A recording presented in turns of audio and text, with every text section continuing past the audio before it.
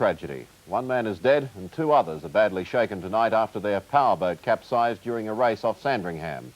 Race organisers say the boat flipped after hitting a freak wave, trapping the dead man underneath.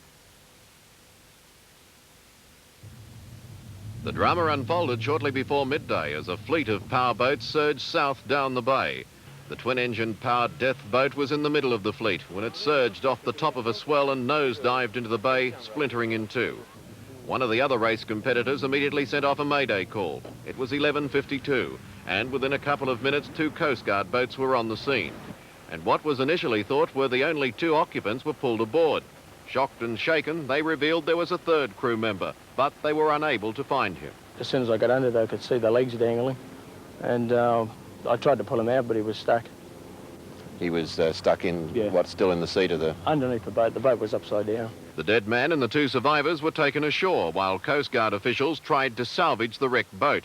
The bow section was towed ashore, and what was left told dramatically of the ferocity of impact. Out on the bay, divers were sent in to try and prevent the stern section from sinking. As they made repeated dives, an oil and petrol slick moved out across the bay, a silent testimony to the earlier tragedy. The divers have had to call off their salvage attempt for 2 reasons. Firstly, there's a change coming across the bay, and secondly, fuel leaking from the 2 engines was causing irritation to their skin.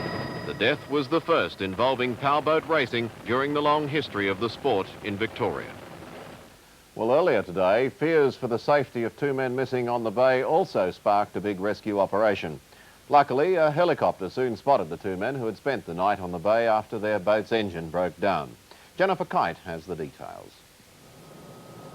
John Gaffney and Andrew Bassett, both 31 years of age, were towed into Frankston this morning by the police launch. They'd gone fishing at 5 o'clock last night, and when they hadn't returned by 10 o'clock, the alarm was raised. The police air wing began searching for the boat this morning, along with 3 police boats. It's a 5.5-metre fiberglass open motorboat. It was later spotted by the Southern Peninsula Rescue Squad helicopter.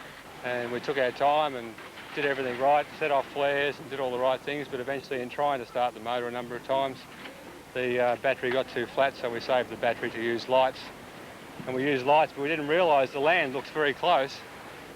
This side looked very close, but as it turns out, we were miles from anywhere. We were nearly on the other side. You know. The bay can be quite deceiving, as a lot of boaters know, many through similar experiences. The men were glad to be back, as were their families. It was a long night, wasn't it, eh? Yeah, we had